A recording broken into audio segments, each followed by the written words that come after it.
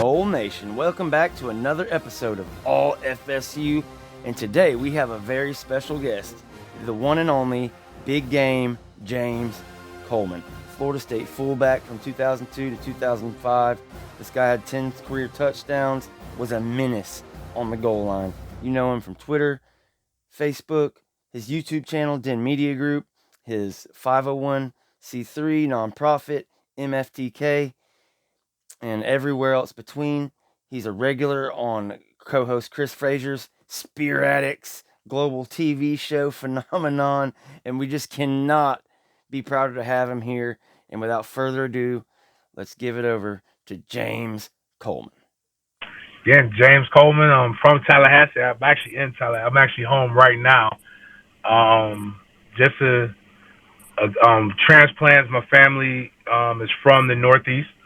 But I grew up in Florida, and my mother went to FAMU, and my entire life, I didn't go to a Florida State game until I was being recruited. I went to all the FAMU games, and I only knew the south side of Tallahassee.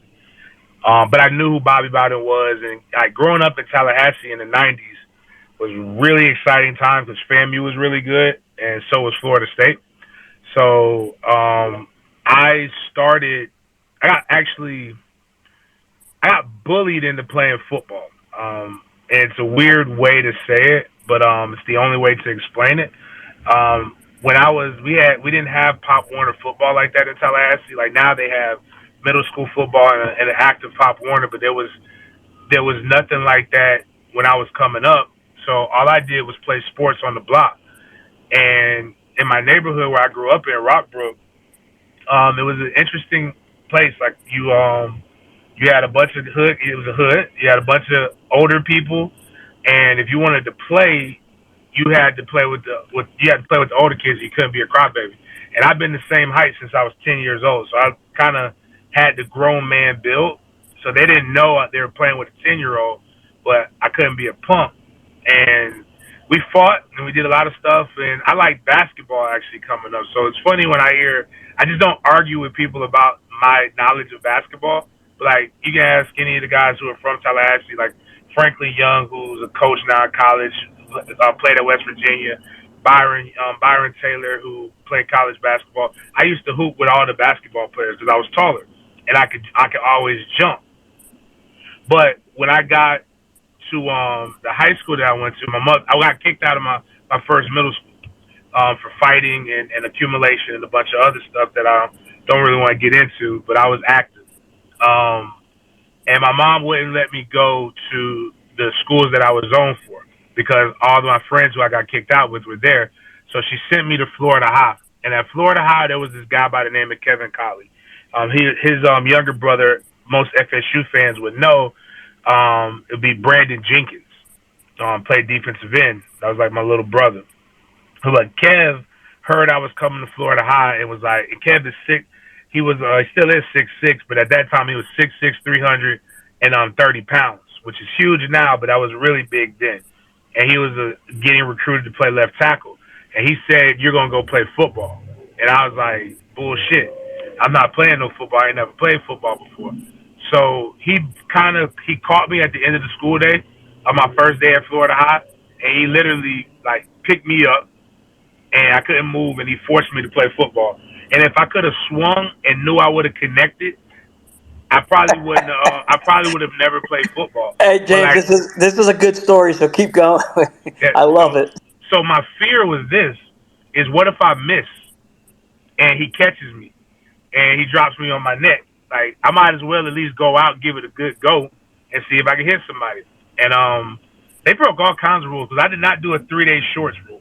I went straight into full pads, and my first play, they told me, they made me read a card, and it was a running play, and I scored. But the problem is I didn't know what happens when you go against scouts, when you're a scout team. If you score, you got to run that play again, and you make the defense mad. So that next play, my second football play, was the hardest I've ever been.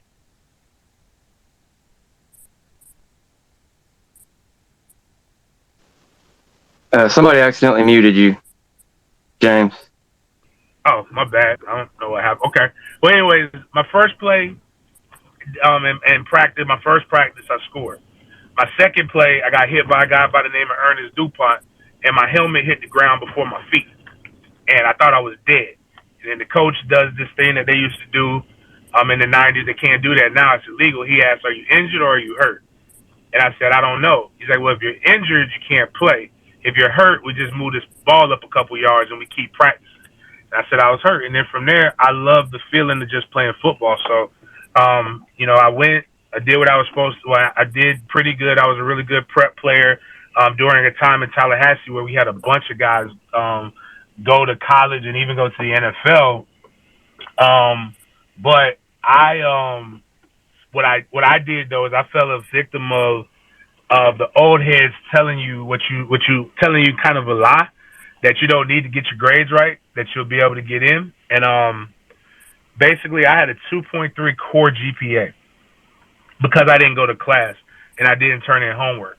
But I'm like, if you give me a multiple choice test, I can pass anything almost without studying it, just by using common sense and deductive reasoning. And I scored not perfect. I scored a 30 on the ACT as a sophomore, which 36 is perfect. And so my test score got me in, and Florida State didn't think they could get me in. So I lost my Miami scholarship first, and Florida State was the only guys that stuck with me, and they helped find a program called the CARE program, and that's how I got into Florida State. And they said if you do what you're supposed to do, you'll be on scholarship. Now they call that like a blue shirt now, what I did. But I went to the CARE program, did what I was supposed to do, played.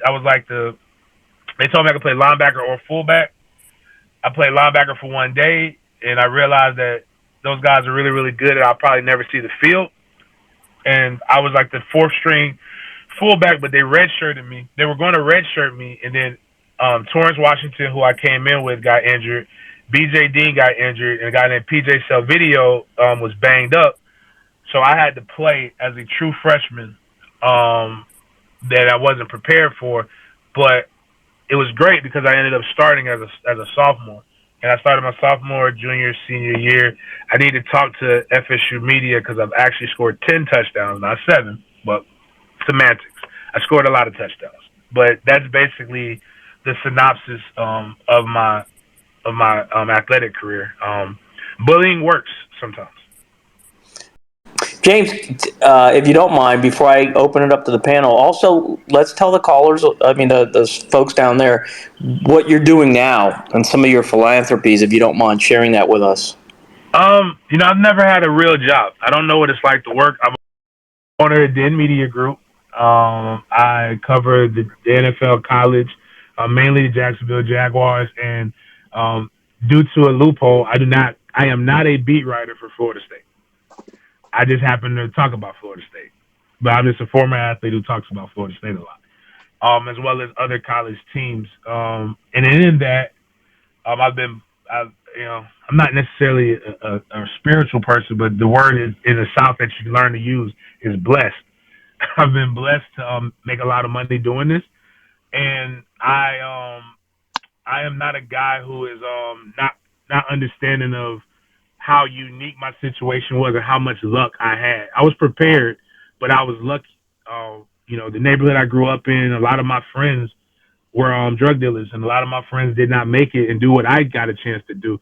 And it wasn't because I'm this extraordinary person. I had a great mother that stayed on me for some stuff and gave me she gave me enough rope to where I wouldn't become like out of pocket. But I know there was some men who came in my life and really in the form of coaches that really transformed the way that I thought and gave me opportunities. So I would be I'd be an asshole if I wouldn't try to replicate what those men did for me, and with my opportunities and with my resources, try to do it bigger. So I take a lot of my money, and my passion project is the MFTK Foundation, which started as a tongue-in-cheek joke, but ended up being something that's really beneficial to Jacksonville, Tallahassee, and now the Orlando communities in this year. So we do book bag drives, we do turkey distributions, we do Christmas giveaways, we did a STEM camp, we do a lot of mentorship for kids who can't make grades and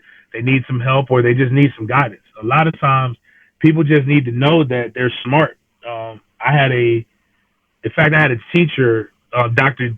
Maxine Jones, at Florida State. I actually took her history class, one of her history classes every semester I was at Florida State because I loved that woman. That woman looked me in my eyes and asked me, had anybody ever told me that I was smart? And she challenged me in a manner in which nobody academically had ever done before. But I remember that conversation. I remember where I was at. I remember how it felt. And sometimes people just see young, aggressive African American male boys or Hispanic, even white boys. They see these kids and they don't know what to do with them. And I'm one of those guys that's trying to see them and let them know that, hey, you can play sports. We'll do that. I'll help you. But we're gonna use our mind because how I really get paid is my opinions, my mind, and the way that I think about stuff. And I think there's a lot of young men in the communities that are being left out just because people don't really understand them. And the cool part is I get a chance to reach those, and it's also I want to try to tweak these kids before they fuck up my kid. So there's a selfish manner in it too. So I wish more parents were as selfish as I was because if I can get them to not mess up my kid, that's good enough for me. And sorry, I cuss too. People who don't know me, like it's genuine. I don't mean anything by it. It's just punctuation marks. That's all it is. It's all good. It's all good. We really appreciate you coming on. This is actually a great story, inspiring for a lot of people. I'm hoping that we get a lot of listeners that can tune in here and also tweet this out because it is really inspiring. You're giving back to the community. You're a father. You're thinking about everything for your kids. So it's great for all of us to hear this. I'm going to go ahead, James. I'm going to go around and I'm going to start with Chris. Then go George. I think Seymour somewhere here. I'll bring him back up. I'll go Robbie, John. So if you don't mind, Chris, I know that you have a great relationship with James, so come on up. Y'all don't even know how long I've been waiting to do this. I've never interviewed James. He's a co-host on Spirit Addicts, but I've never got an opportunity to interview him. We've talked about doing this multiple times. So there's a particular part of his story where he has talked to me about it, or it wasn't no interview type, but he was talking about a lot of his friends and stuff that were in the same neighborhood that were drug dealers or just gang members, period. But I wanted James to kind of let everybody else know, because I got to hear the story, how the drug dealers and the gangs and all of that kind of support the athletes and why they did so. Yeah, I can't speak for everybody else, but like I said, I was extremely lucky. I actually um I know the metric system very well. You kind of learn that in the neighborhood that I was in, and you don't mess up the count. But there was some guys who really saw some good things in me. They saw I was smart. They saw this. They saw I was angry. I was an angry little kid. A lot of some people don't grow up with their dad. You kind of deal with that. But in that, when I started playing sports, when I started playing football, the OGs would say, "Hey, nah, this kid's got something." The one that I quote was, it was actually after my coach Joe Nixon came in. Joe Nixon, I know what I was doing in my neighborhood my sophomore year doing tour days after midnight. I have no idea why Coach Nixon was there, but Coach Nixon jacked me up in front of all my friends. And one of them is doing death. One of them was on death row. A couple of them were doing a bunch of other stuff. But he said these boys are why I wear condoms. You have a chance. And then I think after that, some of the older guys saw that somebody cared, and they said that this kid right here has a chance to play at Florida State. The only Florida State that some of y'all have a chance to go to is the Florida State penitentiary system. And from there, I like they wouldn't even let me fight, which was annoying at the time. But like they took care of everything, and even the reason why I do my book bag drives was the drug dealers were the ones who did the first back to school specials in my neighborhood. Like my mother would give me some money and say go to school clothes shopping. We hopped the city Caltrans. If you're from Tallahassee, I hopped the 22 to turn to the 21 to go to Tallahassee Mall, or would take the 22 to Governor Square Mall. It was on the route, and they would give us $200 extra. And I'm like, yo, I just wanted money. I didn't really care how I got it. I just didn't want to eat free lunch anymore. And that was embarrassing because like now, like my son goes to a Title I school and everybody eats free lunch. So it's kind of cool. Everybody gets it. You don't know who's poor. But back in my day, I got like this. It was like this red ticket, and it might be bigger in my head than what I remember. But it was embarrassing as hell to go turn that ticket in, and then they give you like the square pizzas and stuff like that. Especially in middle school when I found out that there were poor and rich people, because that's when we got guys out of our neighborhood. I wanted the bluebird juice with the French fries and the chicken tenders, and that cost like $5. And that's I didn't want to give the red ticket. I wanted the $5 a la carte lunch, and that's kind of what happened. But the drug dealers, like they would encourage me all the way into college. So like I hung out with these guys because I don't know them as bad people. I just know them as they're really, really good at what they do. And when I come home, I just tell them don't bring that stuff around me. We had this story, me and my friends, but we had this thing is he who can post bail does not go to jail. And, I can post bail for a lot of people. So they know not to bring that around me so that, because I don't condone those things. Thanks for sharing that. That's some of the things I'm trying to also get the folks down below. Please retweet this because this is a great story, a great journey for all of us to hear. I'm going to go ahead and get George to come on up. George, you got the floor. Thank you, man. James, it's so awesome having you on here. I can kind of relate having a single mom and stuff like that. Love hearing the story and everything. I guess I just want you to take me when you realized that you had that offer and Florida State was real.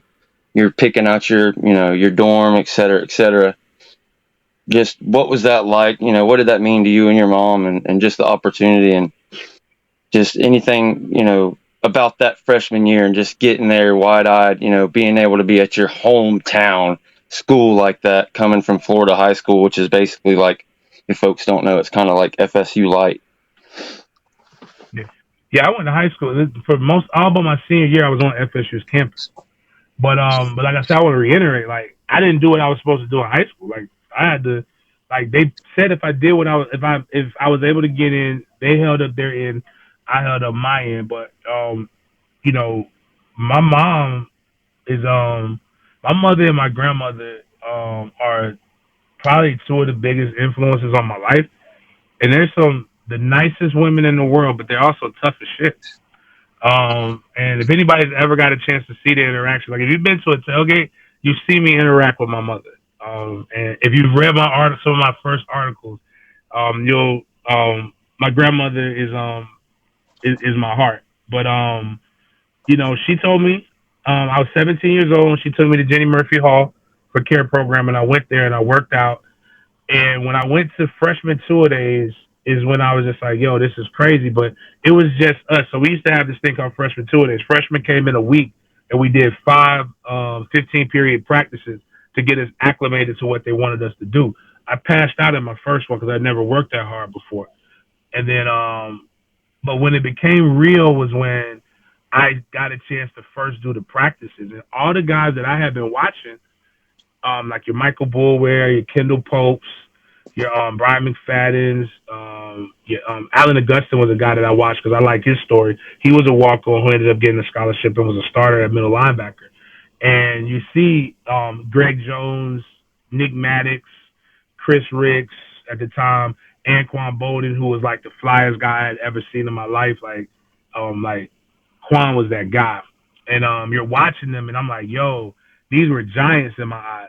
Oh crap! I got to play with these guys, and I got to get ready. So you can't be a fan. You can't just be in awe of these guys. You got to be prepared to play. So I went and I did it, and then I was like, I'm not on the depth chart. I was on practice squad, and I don't know if you guys have you guys have interviewed. We've been interviewing a lot of these young guys, but I don't know if y'all know Mickey Andrews. Everything you believe about Mickey Andrews is true. That old man is crazy. And Mickey Andrews cusses you out all the time. And Billy Sexton, who was my position coach, cussed me out all the time. But Mickey, it was like hell. And when all those injuries came and Billy came and got me and said, I need you to start working with the ones and the twos, I said, I'll do whatever, but you're not sending me back up there to defense. I said, I'd be damned. I would walk off this field if you try to send me back up there. Because it was like hell on earth. Them guys was bangers. And like if you did too good, you were wrong. If you didn't do good enough, you were wrong. There was no happy medium. But so what I did in Tallahassee growing up is Sunday paper. They would have the pictures from the FAMU games and the Florida State games, and I would cut them up. And I had most of my wall was with Miami, Florida State, but I thought I was going to Miami. So my first game that I ever played was in the ESPN Classic game against the University of Miami, and that's when it became real. And I ain't gonna lie, even in that game, I was like, I don't belong here. I saw nothing but orange blurs. Them cats was fast, and they looked great. They looked like I was like, I don't know why. Got a chance to see John Vilma, who I had seen kill somebody in the national championship game the year before, and I'm like, yo, I gotta find out how to block this guy. Like, this is gonna be crazy, but it was real because I got a chance to wear a helmet, wear the FSU helmet, wear the uniform, and I actually got on the field, and it was amazing. And I told myself after that game, I like this feeling. I'm never going to let somebody take this feeling away from me. I got to take somebody's job because I like my mama being able to go to work on Monday morning and saying, did y'all see my baby? And that's kind of where I went from there. Like I said, I played my freshman year, and then I transformed that into starting after that. Excellent. That's great. Appreciate that. I'm going to go ahead and bring Robbie up. Robbie, come on up, and then we'll go to John. And Jeremy from our listeners, our regular listeners below, and he has his own space. He's going to come up and ask a question also. Okay, thanks, Pete.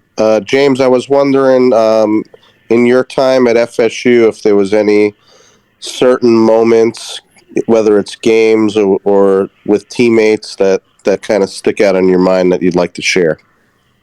Oh yeah, well I'll tell you my first start, North Carolina. Like imagine being on the field when you see a man go into orbit and watching Greg Jones kill Dexter Reed. Like it was amazing. Like to be able to see that. That year, my sophomore year was dope because that's when I was really starting to get a name for it. And actually, I'm gonna say this is the moment that stood out the most to me is I started basically my whole sophomore year, but Street and Smith and all the magazines back in the day, they published the rosters before it was actually set up and during camp. So I learned a long time ago to not read message boards. So like I know people think I'm in like some of these message groups. I promise you I'm not in it because I learned back when I was a sophomore in college to not read message boards. And boy, I tell you what, the FSU fan broke my little heart, man. Oh man, they told me they was like this kid ain't even start because I had to start against Clemson. Like they thought the other fullback got hurt. They announced it and they didn't realize I've been starting every game and playing every game. So they were like, we're gonna abandon the run game. This freshman walk on undersized. They even had me at 220, which I was 245 at the time. They're like, he's undersized. He's not gonna do this. He's not any good. Blah blah blah. And I was like, man, I read that, man. My little feelings was hurt. And so I called my mama. And my mama said, baby, they talked about Jesus. What makes you think they weren't going to talk about you? That wasn't what I wanted to hear. So I called my grandmother. And my grandmother listened to me. And my grandmother told me this. And this is the best advice that I can give any athlete. And my grandmother said, who told your dumb ass to read? She said, they didn't bring you there to be a Rhodes Scholar. They brought you there to hit people. She's like, if you hit people harder, then they ain't going to have nothing to say. And so I learned a long time ago that, if somebody says something bad about me, I'm just going to go out there and hit it harder. But that was it. But then also, again, talking about my grandmother, my first collegiate touchdown was against the University of Alabama, Birmingham. That was also my grandmother's first ever football game. And to be able to score your first touchdown with the woman who probably introduced you to all sports is like a real surreal moment because you couldn't script it better than that. And, so those memories and then just obviously the Miami touchdown in '05 was one of those, um, one of the greatest memories that I have, because we had been so close to beating Miami for all those years, and then we finally beat them, and then I scored the only touchdown in the game. Um, I was kind of cool, but and just the energy from the fan base was dope. Everybody was happy.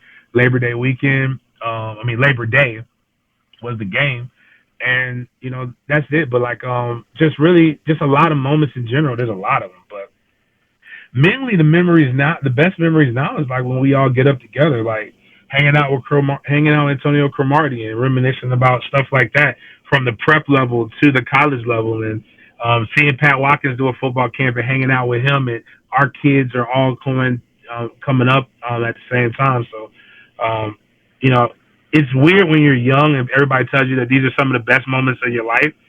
You don't really understand it. You think like, oh my God, I don't want my life to end after college.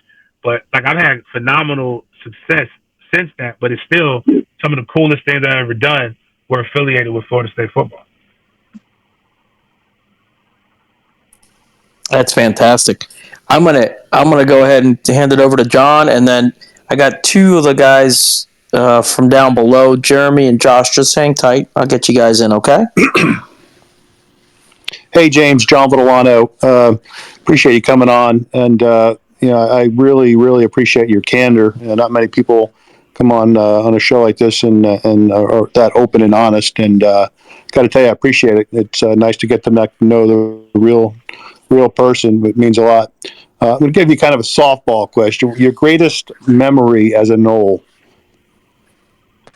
The day Billy Sexton called me and said that you're on a full scholarship.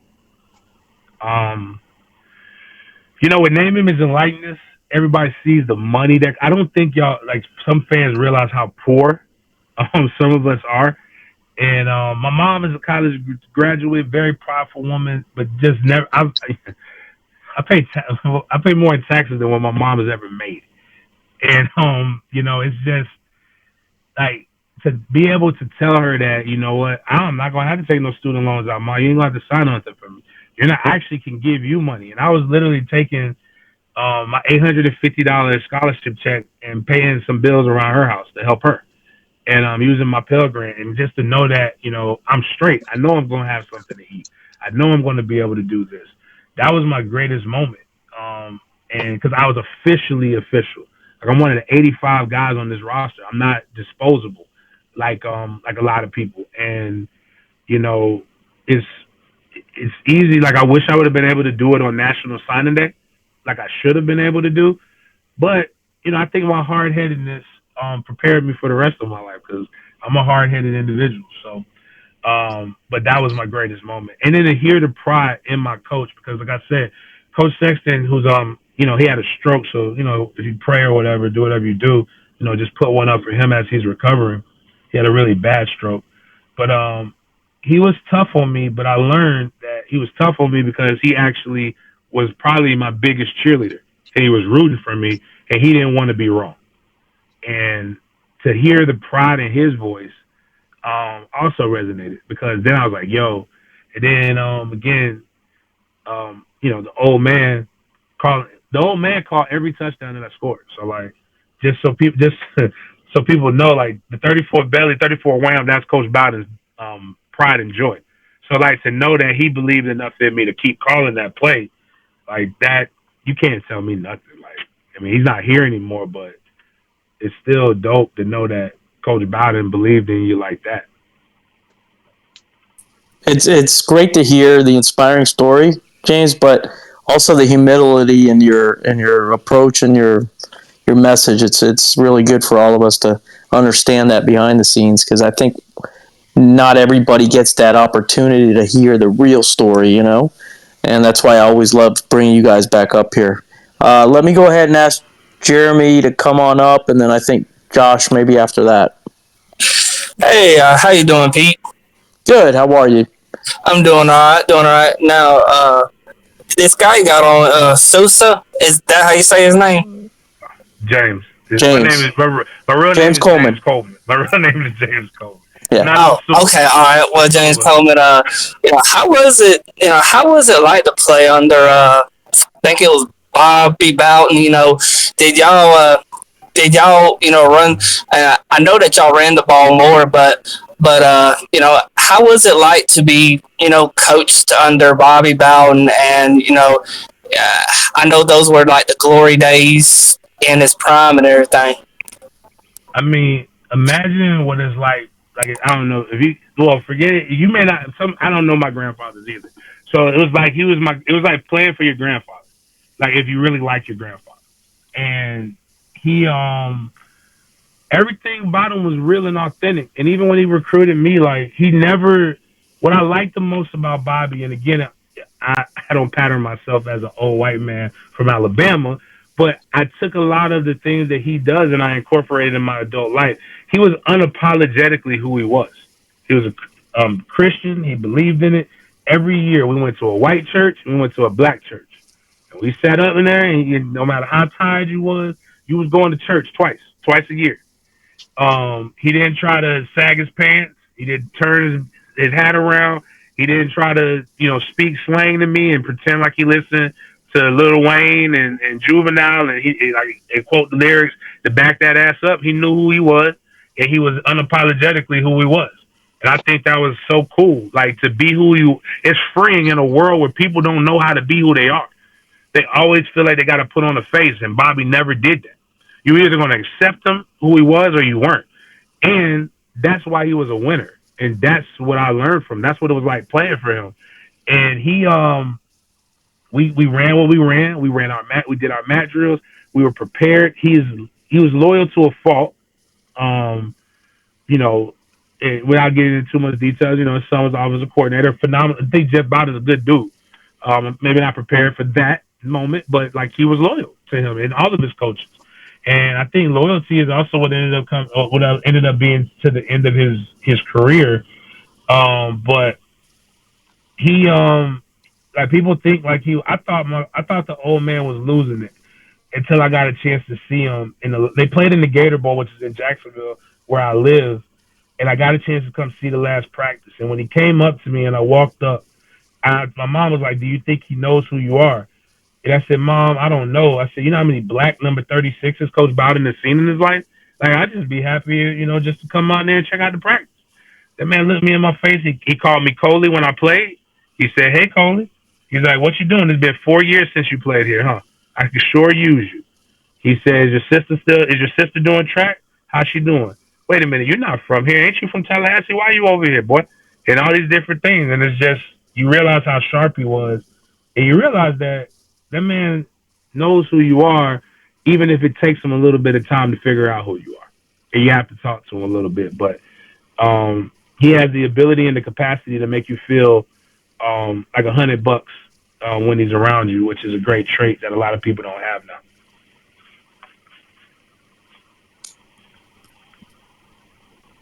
All right, thank you so much. And I'll tell you, I'm getting questions on DM for you. And folks down there, we're going to keep this moving. I'm going to go ahead and get Danielle to come in and just say hello and give a little question here, and also just keep going around the panel. So we'll go back up to Chris after Danielle. Danielle, come on up. Hey, I have plenty of questions for you. I'm kidding. I'm gonna be nice. No, seriously, for everybody listening, James and I had a show years ago. We met years ago, actually on Twitter, over a fight that Uncle Luke and Vilma were having. Um, Ironic story about that. Luke was blaming was accusing Vilma of taking underage boys to a strip club, and I went on an official visit to the University of Miami, and I can tell you, I went to my first ever strip club with Uncle Luke, which is ironic. see, but he has such a fascinating story. As a native Tallahassean, in knowing, him coming all the way from Rockbrook through what he's gone through, which I'm going to ask him about, and all the way coming up through Florida State to what he does now. I think that is part of it. And I'm sorry, I know this is less of a question, more of me preaching, but to what he does now to give back to his community, to make sure, kids have what they need at book bag drives, to tailgates that sponsor funds for his nonprofit, MFTK. I remember when that started. We have a different meaning on it now, but okay. But, James, well, first of all, I'm going to ask you the legendary question that I have to ask everybody: UF or Miami, bigger rival? And then also just explain, what it was like. I know you've already talked about your early life a little bit, but what was it like for you, as a kid at Rockbrook, and then growing up, like your greatest inspirations, and I know your mom and grandma, and just like how that's like looking back now, Um, to where you were. I don't want Florida to be successful in anything in life. Like I almost went to Miami, so I'd be hypocritical to not like it. I actually like the city of Miami. I just troll them because that's what it was. But like Florida, like I don't even go to games. But like for example, the school I coach at right now is Mandarin High School, which makes my skin itch because I have to wear orange and green. And then I help with lacrosse at Bowles, which is blue and orange. But Mandarin is going June 21st to the University of Florida for a 7-on-7 camp. And my son's godfather is the head coach at Mandarin. And he already knew not to ask me to go to the University of Florida because he knows what the answer is. I'm not going. So I don't even step foot in Gainesville. And my son, there's only two schools that my sons cannot attend. Now, actually, that's not true. They can go to any school that they want to go to. But if they go to one of those schools, they're going to lose their inheritance. I won't spend a dime for them to go there. And I will only watch them play twice. And I'll be in Tallahassee, Florida. And I would shake his hand after he graduates for 4 years, and I would say, "Hey, you know what? You did that as a man without any support from your family because you went your own way, and I can respect that. Don't talk to me again until you have James Anthony Coleman the fourth." And that's how much I hate Florida. I think Danielle, what he's saying is he bleeds garnet and gold. I Yeah. think that was implied. Um, and as far as Rockbrook, I mean, there's a million stories that everybody has about how tough it was coming up from where they were at, and it's a small hood. It's very tough. Not very many guys make it. I'm not an emotional person. I'm actually got emotional this past Christmas because I was able to go back to the elementary school in which I went to, and I told a kid, I was telling a story and I was giving them Christmas gifts. And I said, man, I grew right over here in Rockbrook. And the kids was like, wait a minute, I'm from Rockbrook. And I was like, damn, that's tough right there. Kid didn't know that there was somebody from that neighborhood that made it. But, it was times I remembered my mom was too stubborn to give food stamps, even though we were eligible for it. But there were times I remember not having meat. But I will say I had an amazing community. Like, so I had my friends. They lived there on the shingles. If you're from Tallahassee or you went or you're in Tallahassee in the early 2000s, you know about Shingles Chicken House. My goddaddy Daryl ran that. He was Masonic Brothers with my father. So while my father wasn't there, I had Daryl, and I could go up there, get some bologna and some bread and some cheese, and we can make things happen until my mom got paid again. And you know, but it's just again, like to me it was a normal upbringing, outside of not having much. Now probably the reason why I'm a sneakerhead and I have a shoe fetish is because I only got like two pairs of shoes a year, one all white pair of shoes and one all black pair of shoes, and my mom was like they match everything. So now I have shoes that I have some expensive shoes that literally only match one outfit just because I can. But it's just, like I said, it's knowing, remembering that, and also remembering Coach Sexton saying stuff like when I messed up my freshman year, Coleman, I'm gonna send your ass back to Rockbrook, and I was like, I ain't going back to Rockbrook. I can promise you that, bro. And just, remembering that part, but also remembering that in that struggle, I know who I was, and there's got to be another me in the neighborhoods in which I go.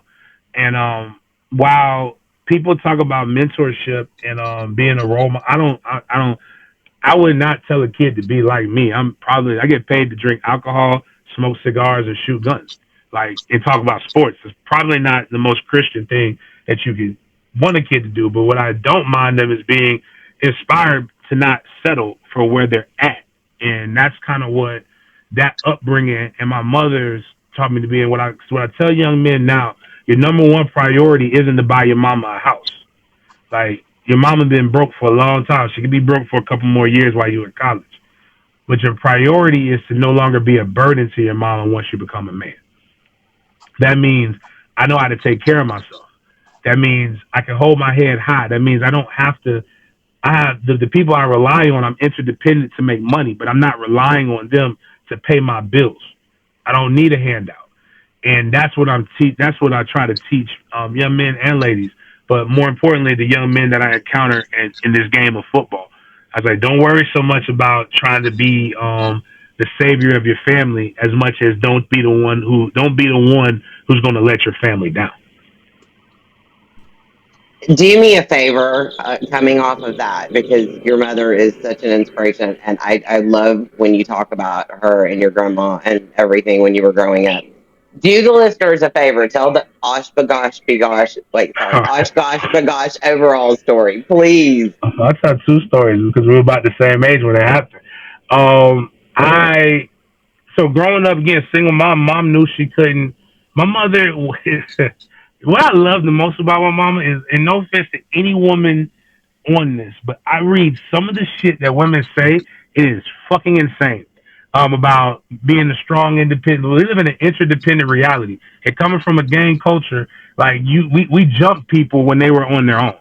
Independent is how you get killed. Interdependency is how you make money. That's how you make millions. I'm a living testament to that. But my mom knew she couldn't raise a man. So what she had to do was either put proper men in my life and give me life experience. So she gave me my first real life experience, and I learned a lot in my first few days in Rockbrook.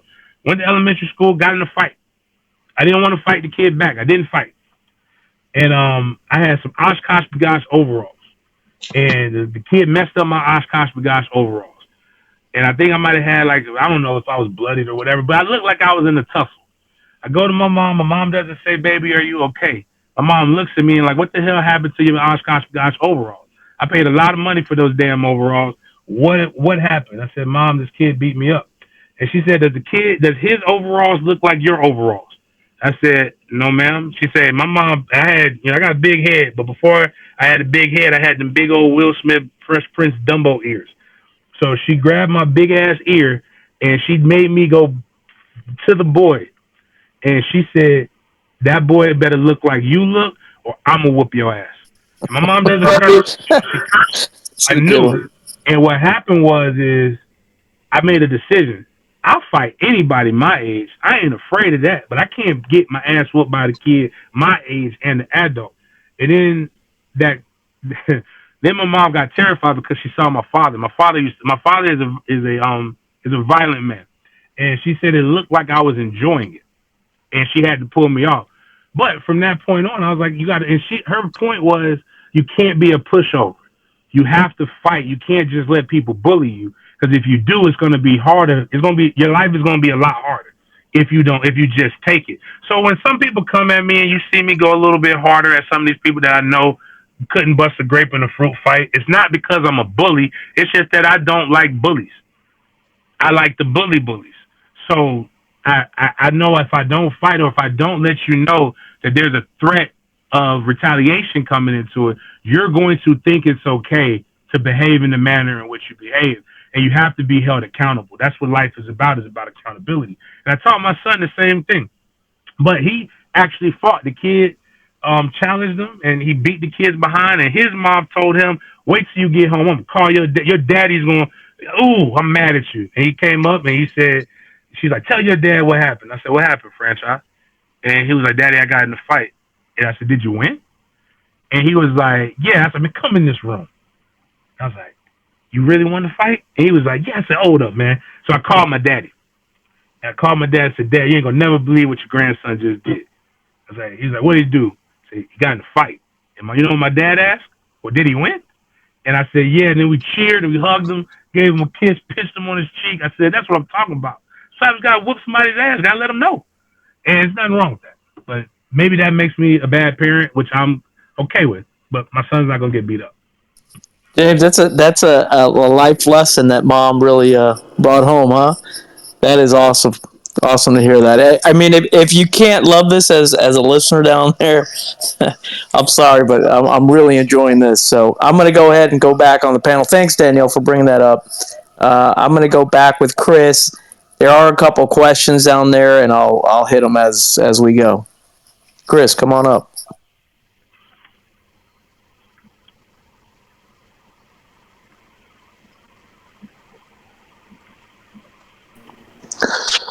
James, my question is going to be about what you think of the current situation at Florida State, because not everybody that's on here probably watches the show.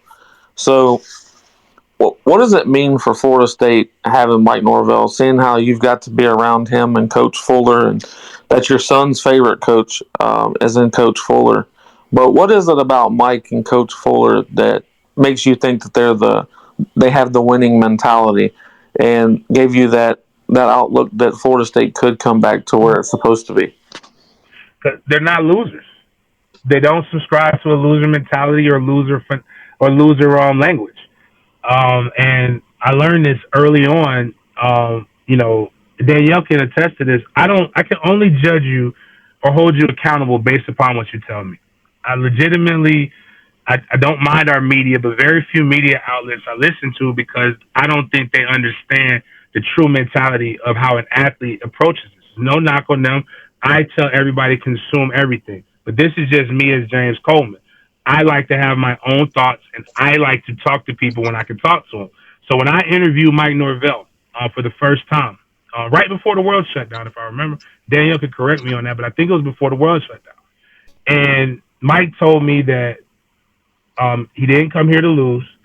He had this one really good bar. He's like, it doesn't matter what star you come in here. It's my job to turn you into a no. It doesn't matter what ranking you have when you come in. It's my job to turn you into a star.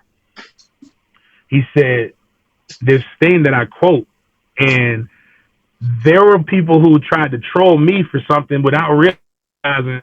As I said, you don't listen to my show, so why should I listen to yours? Without realizing that Mike Norvell said this live on 93.3 radio in Tallahassee, Florida. The standard is the standard. So everybody thinks that that's me. That's not me. Mike Norvell told me that the standard is the standard. And the standard is over everything. So he lost 3 games.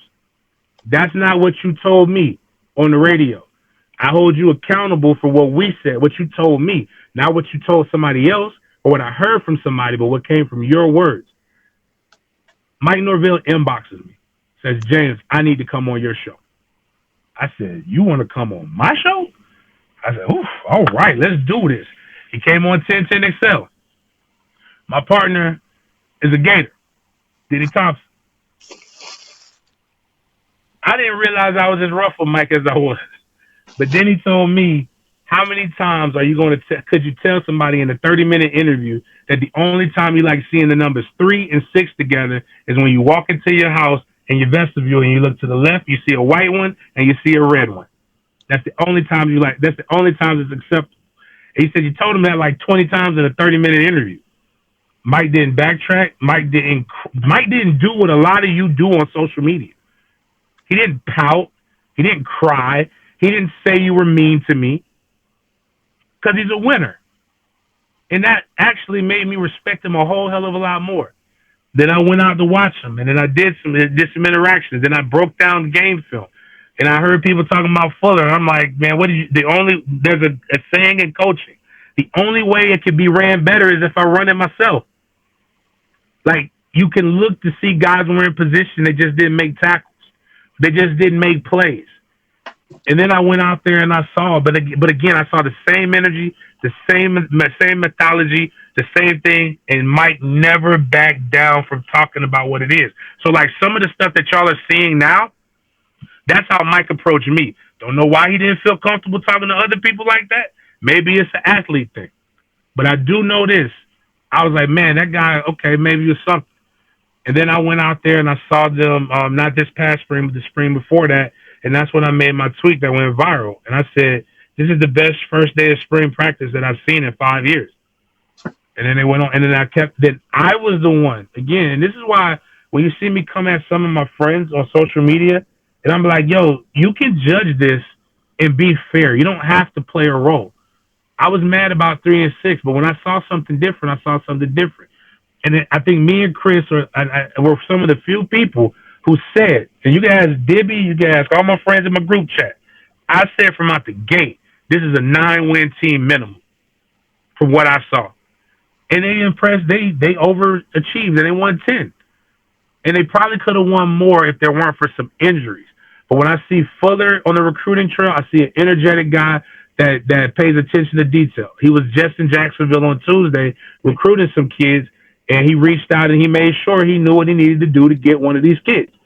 Same thing with Tony Tokars. You see that what you see is it's an infectious personality. Attitude reflects leadership. And you can see them being held to a standard by Mike Norvell, and it's easy as a player to follow somebody that holds themselves to a standard. See, a lot of times, and this is where the problem comes in, a lot of people don't hold themselves to the standards that they hold athletes to. A lot of people don't hold themselves to a standard at all, but want to be able to, but want to judge everything. What I see is a man who holds himself to a standard and understands what he did, what it took to get here, what it's like to follow the Bobby Bowdens, and what it's like to be able to follow the Jimbo Fishers, whether you like them or not. The man won. And also, I saw a guy that didn't take this as an opportunity to shit on the last regime. He took what he took, and he won. He lost with his players. Those became his players. He lost with them, and he won with them. And again, I'm just so grateful that he's not what was reported, and that's why I like to call fifth quarter disruptive media. No, it's not. It's not what you think it is. We're going to tell our truth, and we're not going to go along with everybody else because that's what somebody has told you gets you clicks. One thing you can say about me is I'm going to tell you the truth. You might not like it, but it's going to be the truth. And it's up to you to either adjust to it or not. And that's what I like the most. That's why when I knew he could do that, I knew he could be successful, especially knowing where he came from. A lot of y'all, man, go listen to Mike Norvell's story. Mike Norvell, man, that dude ain't come from that. That's why I call him White Mike. People used to get mad. Why you? That's James. That's disrespect. First off, Mike my age. Second off, I call him White Mike because if you're from the hood, descriptors are some of the best things that you can get. Because there's Mike, there's a Black Mike, and that if you hear Black Mike, just know that dude black. He's dark as 10:30 at night. And then if there's a white boy named Mike, you call him White Mike so that everybody knows exactly what Mike you're talking about. And that's why I called him. I said, White Mike, a bad boy. If I didn't like him, he wouldn't have a nickname. Hey, James, thanks for sharing that because that's really important for folks to know that, a lot of people were really hypercritical, right, of Coach Norvell. They had their own, I guess, way of thinking about what was going on. They were very critical of every move, and I don't believe, and you've said this too before in some of your shows, that what you see is what you get with him. Is that a pretty accurate statement? Very fair. Very fair. And the cool thing is he's the same. Like I've seen Mike at 6 a.m. I've seen him at 10. I've seen him at 3 o'clock in the afternoon. I've seen him at 11 o'clock at night. Same exact energy level. I asked him, again, I talk different than everybody else. I asked him, does he do coke? Because the only people I've ever seen with that kind of energy do it. And because it's hard to maintain that level of energy all day. But it's just naturally him. He loves his job. He loves his wife. He loves his kids. He loves his players. And he loves the alumni. And so much so that probably alumni's kids get treated better than alumni. It pisses me off that my son is the first person that they acknowledge. They all know the franchise. Fuller's asking my son about talking about linebacker techniques on a Pop Warner level. They're asking about his football. All of them are. They're just really. I don't know if everybody else does that, but I know me is hard. The way to me is through my kids. I ain't gotta like you, but if you like my kids, it's hard to be mean to people who like your kids. Josh, I'm going to bring you up first, and then I'm going to get I'm going to bring you up so you can ask your question because James, it's such an interesting story for all of us. James, I mean, you have us captivated. So, Josh, why don't you get your question, and I'm going to get the co-host back in. All right, sounds good. I'll be pretty quick with them.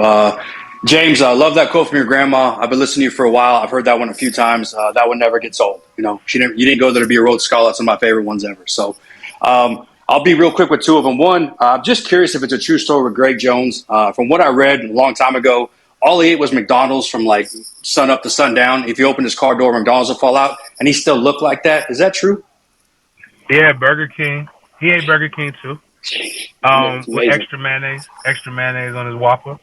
Man, I don't know what's actually, if I get canceled, I get canceled. But for those who don't realize, I know they're trying to change the education system, but black people didn't come over here willingly. We came over here on boats, and we were slaves. But Greg looks like he doesn't have any ounce of mix to him. Like that man looked fresh. If you chase his genealogy, he African. You can know what tribe he's from. That motherfucker got muscles on top of muscles, and I was a better fullback with Greg Jones was behind me because I was afraid. If I didn't block my guy and then move him out, he was running me and everybody else over. To quote Billy Sexton, you're going to get a Rydell enema if you don't get out of the way. But funny story, pro days. Greg Jones pro day. Greg was actually kind of like ashamed of his body because it caused attention. He's not an attention seeker. He's a really quiet guy. I would tell y'all the story about him fighting a notable no, but I don't want to be on record saying that story. But it was a funny story. If you ever catch me at a tailgate, I'm drinking, ask me about that. I might tell you. But Greg at the pro day, his agent came up to him and said, "Hey man, you got to take your shirt off when you're working out." And for those who don't know, pro day and combine, you're doing the most important job interview in your life in your draws. And he's like, "Hey man, you got to take your shirt off." He's like, "I don't want to take my shirt off." So he took his shirt off, and the screeches and the pictures and the sounds that grown ass men was making, you would have thought it was a bunch of women at a strip club with him. And it was just like he got a body that what do they say, goals? Like Greg Jones is every man's goals. Like if you can look like him, and again, it's not that he doesn't work though. He worked really hard. Like he lifted, he just ate whatever he wanted to eat. It's not fair, but that's his life. It's definitely not fair. But my second, real quick, is I'm really curious because obviously I know you coach as well and you mentor a lot of kids. I'm really curious how you balance being an FSU guy, loving your university, but kids ask you about the program and they might want to go there. But how do you balance between not trying to feel like you're pushing kids towards the program, but at the same time give them the best direction? Because it might not always be a fit for all of them. And even some of the most talented ones. I believe you said something yesterday with Chris about like Danzy. The kids are probably has a chance to go to the Olympics. So if someone really cares, they might push him more towards the track, even though he's an awesome football player. But how does that go with recruiting as well, being in the high school ranks and knowing so many kids between, trying to maybe get some over, but also not feel like you're pushing as well? There's only been one kid that I've ever just said, "I really want you to be a no," and that's DeMarcus Walker. I am so critical. I am so hypercritical of who we bring there because I don't want you to I don't want them to recruit a kid. They know I know the kid, and they think it was me if the kid sucks. I know it's tough to play here. It's even tougher if you're not far. If you're local, like I empathize with guys like Travis J and some of the others. You know how hard it is to be from the Big Bend area and play at Florida State, and then they suck, and everywhere you go, you're reminded that you got to be good. Right. Appreciate that. Right. Well, appreciate you all, James, as well. And I'm going to keep listening, Pete. But thank you very much for doing this, Pete and Chris and everybody in George. This is absolutely. It's a great way to go into a Friday, go into a holiday weekend, man. So appreciate y'all. I'm going to keep listening. Great story. I'm going to go rapid fire. I think I got to bring James back up. I'm going to bring him back up. I'm going to go rapid fire. I'm going to go George, Danielle, Rob, John, in that particular order. So we got James back on. And George, why don't we go rapid fire now? Because we've had him on here quite a bit. We had a lot of people. I'll tell you what, James, I don't know what it was, but I brought you back up, and everybody just jumped back on. So it's a very good story that you're telling, and we really appreciate it, my friend. George, take over. Go for it. All right, James, I got one here that I've been kind of wondering. And if you can't speak on this particular weekend, I know it's asking a lot, given the hype and everything around it, but you brought up 2005, that touchdown against Miami, the touchdown. I'm curious if you have a great story about the weekend after that. And if not, maybe another weekend, just, maybe, a time of recreation at Tallahassee outside of the sport, but just while you were going to school. I mean, the weekend after that, we played Citadel, and what happened was so the '05 team is it's probably free, game for anybody who's in media is to study that '05 season and the players that were there, and it's a cautionary tale in making sure you keep the main thing, and worrying about the more important things. Because we had a lot of draft eligible guys, and everybody was really pushing for it, and there was some unnecessary things that we probably all did that prevented us from achieving our true greatness. And some of that was also within coaching, and it wasn't intentional. It was unintentional. But we had been so close to Miami that we literally, the entire offseason, all we talked about was beating Miami. Beat Miami on three. Beat Miami on three. After everything, every offseason workout, all of this stuff. So we beat Miami, and then it was like, well, what do we do now? Like, what's left? And we played Citadel, and Citadel actually, I think it was like 14-10 going into halftime. And then our talent showed, and we came back in and we woke up, and then we ended up beating Citadel. But after beating Miami in '05, and I was a senior at my daughter's mother, we were on the way to where we were breaking up. But just going around the city and everybody feeling like I felt like I was that guy. Like I genuinely love Tallahassee. Like I left because there was just too many opportunities in Jacksonville for me to turn down. But like I don't get people who are from here who don't like it. Like I think you can make it anywhere. You make the big time where you're at, and I love coming home. Like everybody treats me so great. They all remember because part of it is they all knew what I was headed to until I found football. So me scoring against Miami, it was like the hood made it. And I loved it. And I was going back to the hood and not getting in trouble, but having a great time.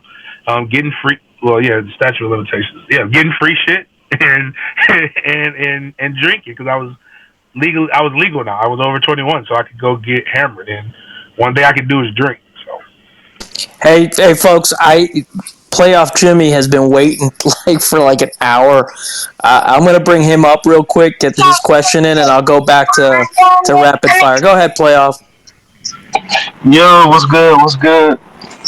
Hey, first I want to shout out Renegade. For last week, he was battling those hurricanes at like 1 a.m. That's when I worked, so that was keeping me awake. So I appreciate that, Renegade. anyway, Man, I had to step up and speak on it. Yeah, you had to, man. I appreciate that. There's about 12 of them in there. You was battling all of them. But no, I mentioned James at the LSU game last year. The question I have for you is, what was it like in that running back room with Lorenzo Booker, Leon Washington, Anton Smith was like a freshman that year. Also, I used to play with y'all on NCAA 06. That's like one of the greatest games of all time. I just want to know what that was like. I mean, Leon is one of the probably most underrated athletes in FSU history. He's a great friend. I talk to him. Me and him talk about 2-3 times a year. He's coaching with the Jets this year. But like the way he set up blocks, it just made your job easy. Like he was just so elusive, and he had deceptive speed, even though he could fly. And he was willing to do everything. His freshman year, when we played the University of Florida, a lot of people don't realize he did kickoff return, punt return, play running back. The only thing he didn't do was sell peanuts in the stands. And he did it with no drip because we called him issue gear only. Like he had no wristbands. I think he had his gloves wasn't swaggy, wasn't nothing. Now he got better as we got older, but Leon was dope. Lorenzo was very California-ish, and that's who I would go out with my senior year. We would, after every game, me and Low Book would be at Potbelly's. Potbelly's had like some kind of restaurant that was attached to it. We would go there, eat, drink at Potbelly's, go on to town, see whatever. He was with the twin, well, not both twins, but he was with one of the twins at the time, and we was just it was like he was my road dog. But even him, I think he was before his time. He's the guy who I think if anybody's listened to me on Sporadics, I always say, and I don't mean this in a disrespectful way, that I think Lawrence Toafili would be a better slot receiver that runs the ball as opposed to just a pure running back. I think if Lorenzo Booker would have been a slot receiver, he would have been a lot better. Or if we would have mimicked what now this would have left no job for me, but if we would have mimicked what USC did, where they had Lindell White and Reggie Bush on the field at the same time, I think you would have like we had packages, but we never used it like how they used it. But those two were great, and Anton Smith did some things that as a freshman, I think we played Duke, and we were beating the shit out of Duke, and but he got his reps, but he like broke like 4 tackles and then burst 25 yards for a touchdown. And that's not supposed to happen no matter who you're playing. But that's when you can see the talent of Anton. I don't know what happened after that. I didn't follow him that much. Like when I played in my year in the league and then the year after I got done playing, I didn't follow football at all because you got to battle depression when it's all said and done. But I mean, I had some cats, man. Billy Sexton is really the GOAT when it comes to running backs. Between the fullbacks, if you go back, you could do a whole documentary on fullback U. When you look at the guys who have come through as fullbacks, and then you look at his running backs, you know, everybody talks about Warwick Dunn and Warwick Dunn, Dalvin Cook, and they're dope, but you don't know about the Sammy Smiths of the world, the Victor Floyds, it's a Hamp Lees, it's a ton of cats that Billy Sexton just coached, and he just put guys in the league, and like I'm appreciative of him. Appreciate that, James. I'm going to go Danielle, Rob, and then I'll let Chris close it out. And then, of course, we'd love to hear a little bit about what you're doing, pre-LSU game, and everything you got going on. So, Danielle, come on back.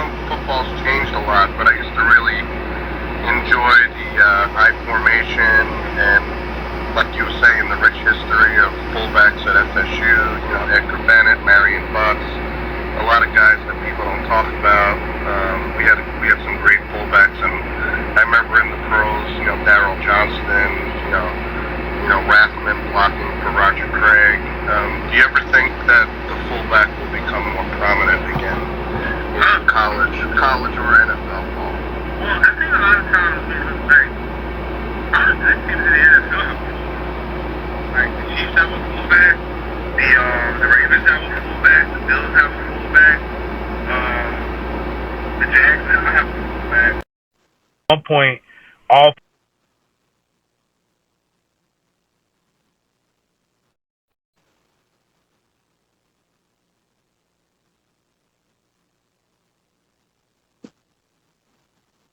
his name.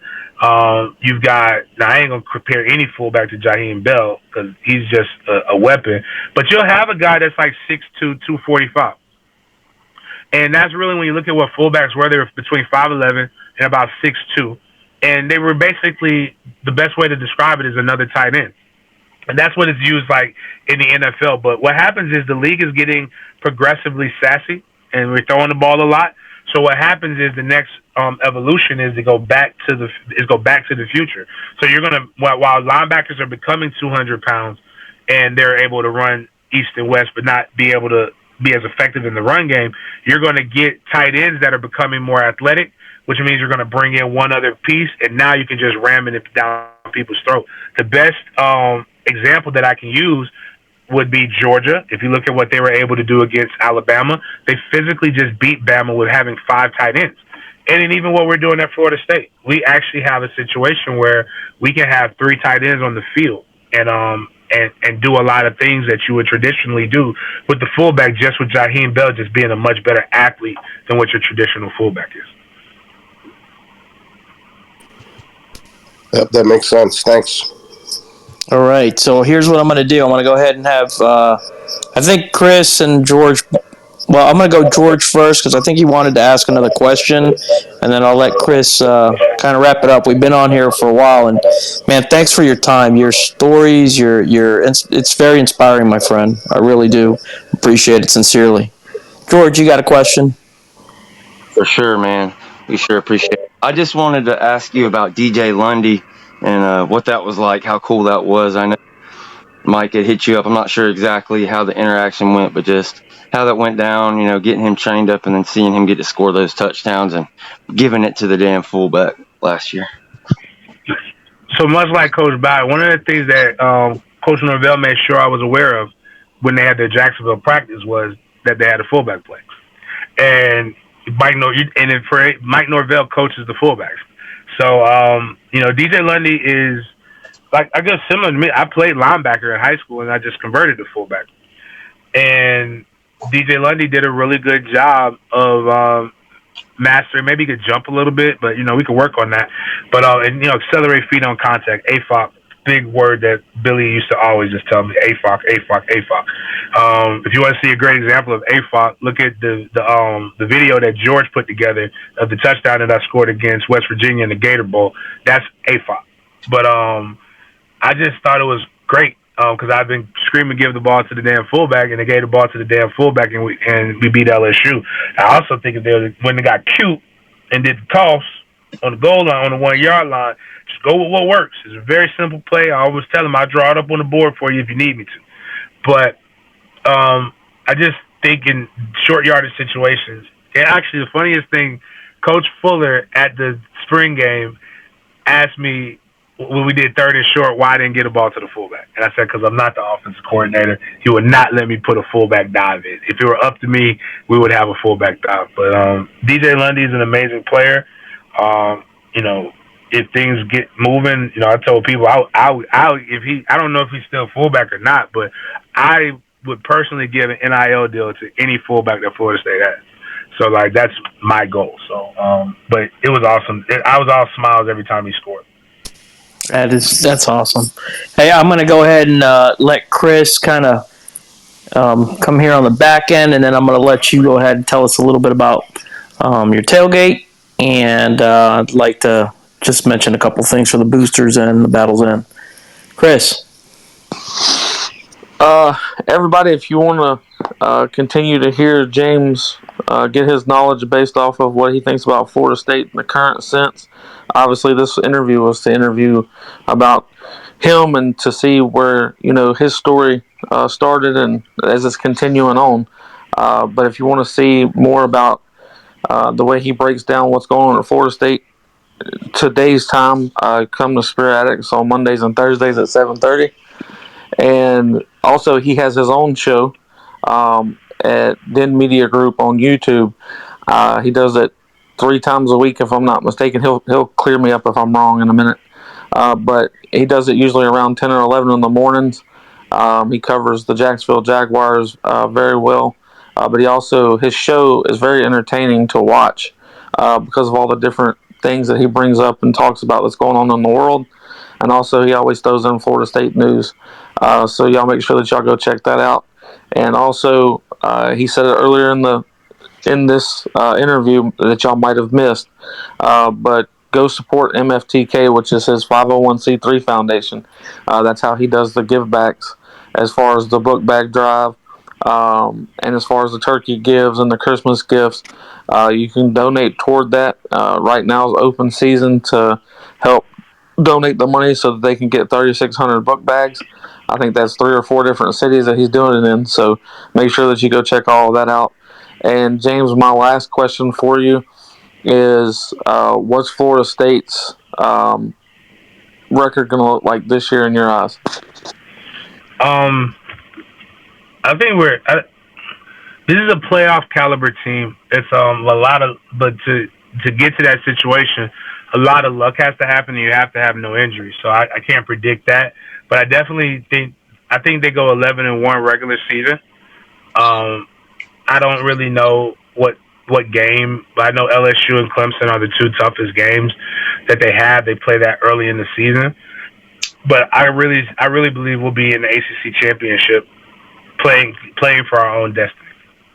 And I think that would be then we'll have another issue on our hands. But I don't think he would go to the NFL. I think he would actually stay. But Mike Norvell will be one of the hottest coaches in the game, and because we have a lot of expectations and we have a lot of guys who are just really, really tremendously talented on this football team. So I think I think they're again. I think we're 11. I think I'll say 11-1 to give myself an out. But there's not a game on. Like I tell fans, if you saw me the other day, like a couple weeks ago, I don't remember what it was, but like I don't bet small. I bet big when I know I got it. When I feel strong about it. So I got some bets that I'm gonna make sure people hold themselves accountable when we win, because I want my money. But because that's gonna go to buy some kids some book bags more than likely. But like Chris was saying, 3,600 book bags is our goal. $36 a bag should be real easy to remember. We have if you go look at my quote tweet, it has the different ways, and it also has a video of what it looked like when we shut the whole hood down. No incidents, no nothing, just the community coming together and doing some dope things. Last year we did I believe we had 2,500 book bags between Jacksonville, Tallahassee, and Atlanta. I think we fed about 3,000 people. And the goal is to feed a lot of people. To get about a week's worth of groceries along with that book bag. I know we've got some people talking. I think Battle's in. If they come in involved, I really don't like to be honest with you. I'm gonna get 3,600 book bags. I don't know how, but I'm gonna get it. I'm gonna get it however I get it, and I'm not sharing this to brag or show what I do. I'm just sharing this to know that if a lot of us do a little bit, we can do a lot. And I just give people the opportunities. So and that's why I say we. So we're going to give that many book bags through the MFTK Foundation. So if you got a business and you want to advertise, and you need advertisement for it, if you donate to my book bag drive, I'll give you advertisement. So that's kind of how it works. And so that's one way to support me. And then if you could just go subscribe to @Den Media Group, just push that like button and consider being a member. There's memberships as low as $3.99. And if you watch me, I party pretty hard. I'm going to have a great time when we go stuff. There's an all-in membership. If I could get into it, and you get into it too. So you get to live life like me. So like if you want to come to the the Orlando LSU tailgate, you want to get into the places that I get into, if I can get you in, that all-in package will be worth it just for that game alone. But yeah, so the tailgates, for people who don't know, and I'll even share this, and sorry people, like the reason why I share and I show so much of how I give back is because I realize that I talk a lot of shit and I have a target on my back. And I never realized that until after the Boise State game, which was the first game I got kids tickets to. And somebody tried to tell me that I pocketed the money. And one thing I'm going to do is I'm going to make my mom proud even if I don't make her proud. So if I'm going to go to jail for stealing money and embezzlement, it's going to be for millions of dollars. It damn sure ain't going to be for $15,000. But that's a good point. Good point, James. But I show it so that you can see it, so that you know this isn't like Red Cross or anything else. I pay a girl to make sure I cross my T's and I dot my I's. She gets a small fraction of that. And so that means, like, when I tell you every dollar goes toward the community, every dollar goes toward the community.